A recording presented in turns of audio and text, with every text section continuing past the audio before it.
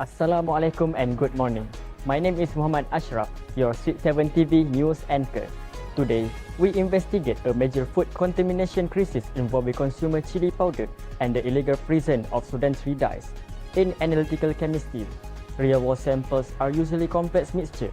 However, recent food safety screenings have flagged this product for containing a dangerous foreign species or chemical interference. An interference is chemical species that cause a systematic error in an analysis by altering the normal analytical signal. In this case, the interference is Sudan-3 dye. Sudan-3 dyes are red synthetic industrial colorants originally developed for colorings oil, wet solvents, and plastic. Despite strict law, some manufacturers have illegally added this dye to chili powder to enhance its bright red color and make the product look more attractive to the consumer. The presence of Sudan-3 dye in food is a serious concern because these dyes are not approved for human consumption and may pose health risks if consumed over a long period. Therefore, food safety authorities regularly monitor food products to ensure they comply with food regulations are safe for human consumption.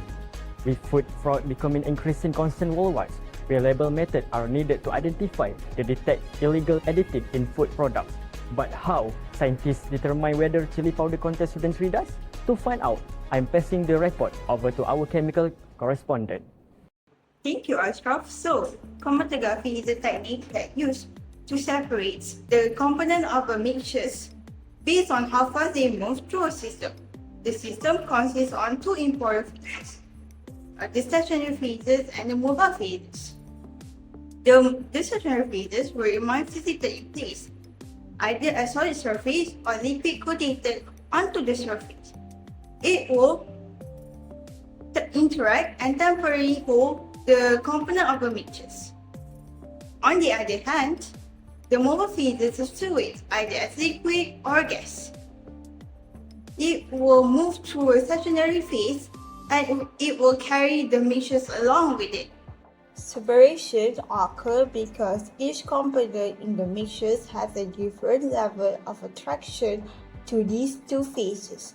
Some substances interact more strongly with the stationary phases, so they move more slowly. Others are more attracted to the mobile phases and travel faster. As a result, the components gradually separate as they move at a different speed.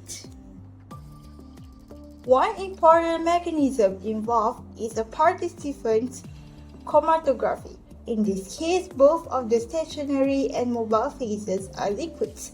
The stationary phase forms a thin liquid film on a solid support, while the mobile phases flows over it.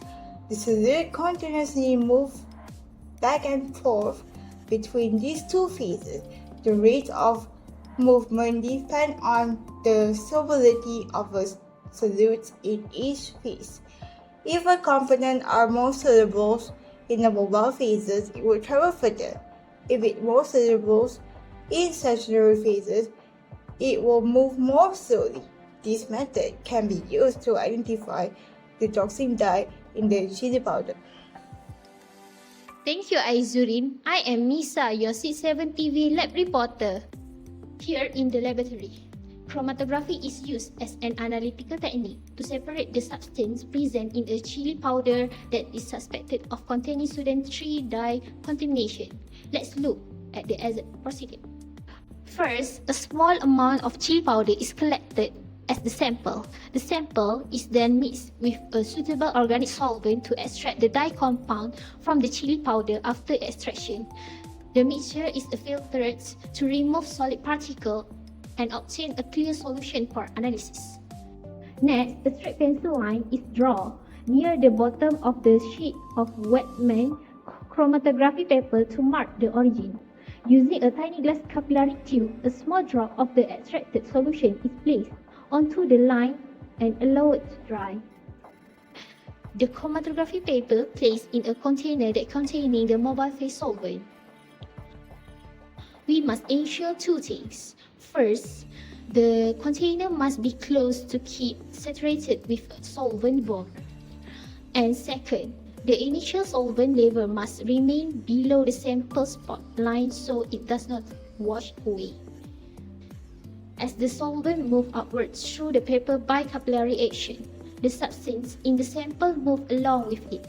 Different compounds travel at a different rate because they interact differently with the paper and the solvent. This process causes the component in the sample to separate from one another. To explain the finding option from the chromatography analysis, let's hear from our result specialist, Hasanah. Thank you, Nisa, for your report. Hi, I am Hasanah, the result specialist.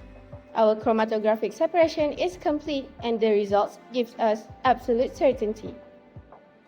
By looking at the finished paper, we can measure how far the solvent front moved and how far each individual chemical spot traveled from the starting pencil line. This allows us to calculate the retention factor or RF value. Each specific chemical component has its own unique characteristic and RF value under the same condition. The formula from our guidelines is RF value or the retention factor equals to the distance solute spot moves divided by the distance the solvent front moved. Let's look at our forensic results. Our pure certified toxic Sudan 3 standard spot traveled to an RF value of exactly 0.7. The pure organic chili sample separated naturally into 2 points of plant pigments, leaving a blank space at the 0.7 line. However, our suspect chili sample separated to show the natural chili trail, plus a prominent and illegal bright red spot exactly at RF 0.7. Because the RF value of the unknown spot perfectly matches the reference standard, chromatography allows us to successfully identify the toxic contaminant. We have proven the presence of illegal food fraud. Now back to you, Ashraf. Thank you for our lab team for protecting consumer. That concludes our C7 TV's news report. That following screen shows reference we use to complete the experiment. Thank you and goodbye.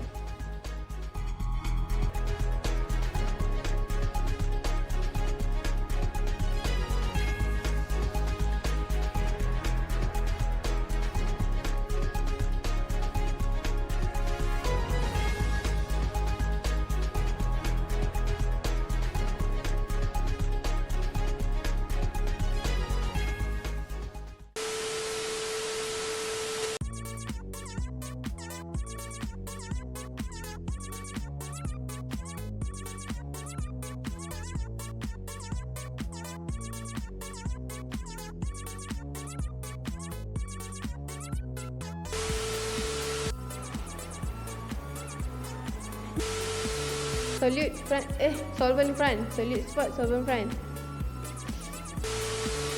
And analytical.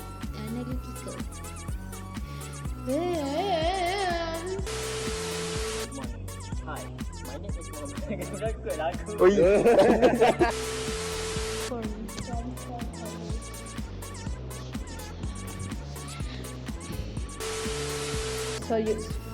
Solute spot.